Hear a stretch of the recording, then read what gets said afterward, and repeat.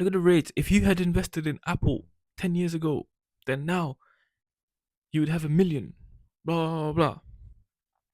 And he would just tell me it's not guaranteed though. When it's in the bank account and I'm not investing it, there's a promise that it's not going to go down in the number is not going to go down. The value might, but the number won't. And he couldn't live with the risk of it going down. Rich School, Poor School by Milad Amani. Welcome back to another week of Rich School, Poor School. This week in Rich School, Poor School, I'll talk about money and risk. Not strategically, but more the psychology behind it. I'll talk about my own experience, but also about a book I'm reading, The Psychology of Money. It's a good book, but I haven't finished yet. So, people often judge financial decisions without understanding the conditions that they were made under. Risk doesn't feel the same when failure is survivable versus when it's not. Now, so this week will be about why those long term decisions and planning or visions look different depending whether you grew up with safety. Let's start. Why risk feels different depending on where you started. Doesn't feel the same for everyone. If failure seems inconvenient, then risk feels exciting. If failure is dangerous, then risk feels irresponsible. And that difference isn't a mindset, it's actually just memories. Risk tolerance is built under certain conditions. I used to live paycheck to paycheck because I didn't have enough money to have savings like 10 years ago. That meant that when there was this boom around crypto assets and this idea of getting rich quick, I couldn't take that risk. I was very reluctant to take that risk because I was spending 90% of my earnings on bills. If I spent that 10% on investing it with future gain, that just would have been nice if it went up, but I couldn't afford for it to go down. Whereas now, every month I invest into different stocks and I try to diversify my assets for that long term goal. But back in the day, the risk wasn't worth the reward, which is why I didn't try to even think about investing.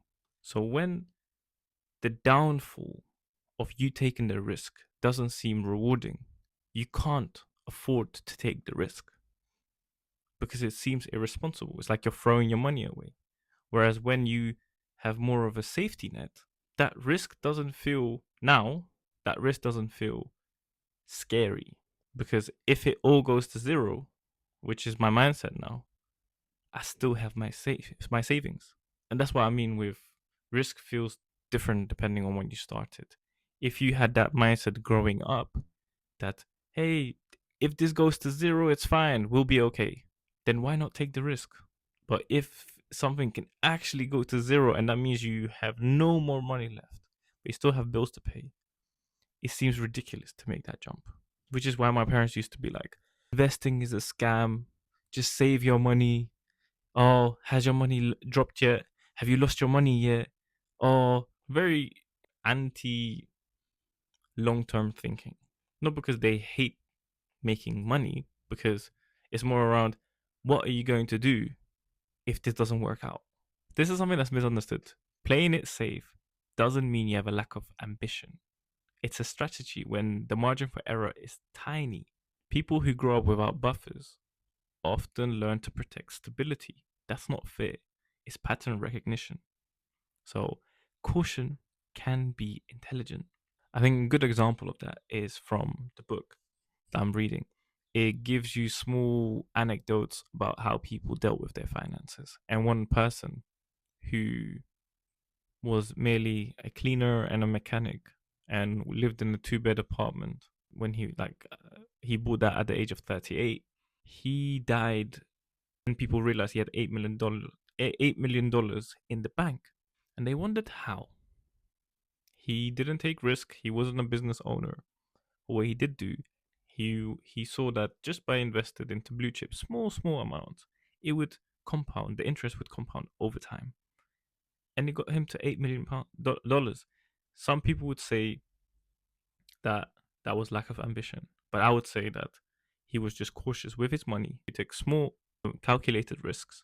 And in the end, he was a millionaire. He died a millionaire. So actually, yeah, he played it safe and he died a millionaire. Some people prioritize growth, other people prioritize security. One is not better than the other. It's all based around your history. Long-term planning is much easier when the short term is covered. Stability creates vision. I would say that I prioritize growth, but my dad prioritizes security. He lived in a different way. He came from Afghanistan. He was raised there. Death was a normal occurrence, and we constantly were moving. We were asylum seekers, and what that what happens then is security is just never guaranteed. You know how quickly something can turn for the worse, and because of that, my dad never able to invest in himself. He was just only capable of making enough so that the bills were paid for. However, what that meant was that I didn't need to worry growing up about food and bills, which then allowed me to prioritize growth, to develop myself. And that's what my dad says. He said, all my dad is a cab driver. But he said his biggest achievement is to make sure that we made it. And which reinforces the idea one is not better than the other. Actually, you need both. My dad provided the security, and I was able to grow. Psychology is such a abstract yet deep contextual thing, by the way. Here's an invisible rule. People take bigger risks earlier on in life because of safety nets, family support, social funding, second chances, because risk then feels reversible. However, without that, risk feels permanent. Safety nets change behavior. So when you have a safety net, you feel much more comfortable taking risks. Now, this is more a point of reflection for everyone and myself that whenever I have taken risk, I think this is more a point of reflection for everyone and myself. When I have taken a risk, has it been when there has been a safety net, or have I just taken risks randomly? And I would say that I've only acted when I knew there would be a second chance or when I would regret. For me, regret is a big deal. I'd never want to regret anything, so I do whatever I want in a specific situation, but I make sure it's calculated. I guess that idea around safety net moves allows us to move on to the next topic, which is why sometimes bad bad financial decisions often make sense. Some financial decisions look irrational from the outside, but they make more sense when you understand the context. Immediate relief can matter more than future gains. This is especially true when the present is unstable. Context explains behavior. This show has made me realize that the psychology I'm analyzing mainly is between my own way of thinking around money versus what my dad's way of thinking is. Our ways of thinking around or handling money is completely different. I would tell him all the time that, oh, I've invested so much this month, and it's been a bad month, or I've made profit or I've made a loss, and he looks at me and he thinks I am the most stupid person alive, throwing my money away.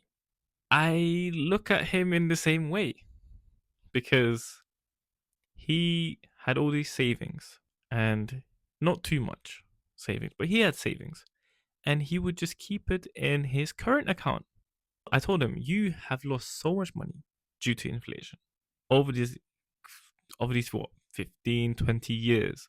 And he explained to me that savings account back in the day, you couldn't just withdraw whenever you wanted to. So it would be locked in.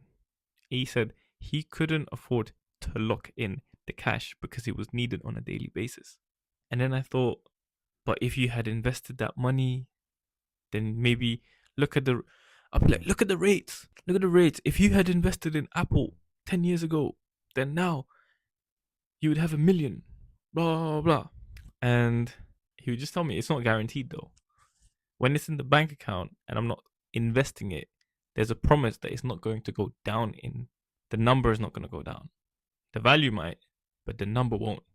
And he couldn't live with the risk of it going down versus me thinking, oh, if it goes down today, I just won't pull. I just, they have a term called diamond hands. I'll just keep those diamond hands. I won't sell until it goes higher than the initial price that I paid. But the idea of not knowing when that was is too risky for someone that needs the money imminently. Actually, this series is making me realize that within the same household, we can have different visions against money because we grew up looking at money completely differently. And what is a bad financial choice? Because he looks at me and thinks you're stupid. You made a loss unnecessarily by investing into something. Whereas I look at him and say, you lost the opportunity of making potentially some money. And we're both fine with our positions. So it's quite interesting to see. I always finish with the last topic being about reflection, which is often my favorite part of the episode. But in this week, I like the topic before reflection, which is how to start thinking long term without ignoring reality. This is a big topic for me. I think hopefully, if I explain it properly, you can get something out of it too. So let's go. This took me a very long time to learn. Long term planning doesn't mean ignoring reality, it means creating small buffers for yourself. Those margins can lead to options, and those options can lead to confidence. So, buffers create freedom. The reason why I'm so excited to talk about this topic is because it links back to my own life. The best example I can give you is at the age of 18, I set a target to buy my parents a house. And at the age of 18, I don't think many people can do that. I was still not able to support myself fully. So I was living with my parents. I'd go to university. But once I finished university, I started thinking about how I can make it a reality. So one thing that I did throughout university and after university is I worked at so many different places and built up so many skill sets. And what did that do? That created those margins because no one can take any experience away from you from your CV. So at the age of 23, 24, 25, I'm actually building my CV and working at all these different places, creating different opportunities for myself. No one, I could become a waiter if I wanted to, compliance consultant, paralegal at that point, a legal trainee in an investment bank. I worked in a falafel shop. So what I did is I had so many avenues that I could take to get to a place where I can make more and more and more money and turn that long-term vision into a present vision. And that's exactly what I did. Became a lawyer, and all that previous experience, those little options, the margins I had built, the buffer zones, that finally led to me being able to buy a house on my salary with my siblings, by the way, for my parents. Now, I would say that I didn't ignore reality. I didn't think, million, 2 million, 10 million would just drop in front of me or on my lap. Instead, what I did was I had a vision and I just broke it down. Slowly, piece by piece, I broke down and just kept having at it until it no longer was a long term goal. But if you make small strides towards it, it will come one day. However, you need to know two things. Maybe one day it won't happen. And number two, you don't know when it will happen. I bought that house at the age of, I want to say 28 last year. No, 27. I bought my parents a house at the age of 27. I set the goal at 18. That meant it took me 9 years to turn it into a reality. So, as long as you keep that in mind, you can achieve anything. Which moves on to the last topic, reflection. Now, I want to leave you with a message. Reframe your mind. When you start understanding risk properly, your judgment softens.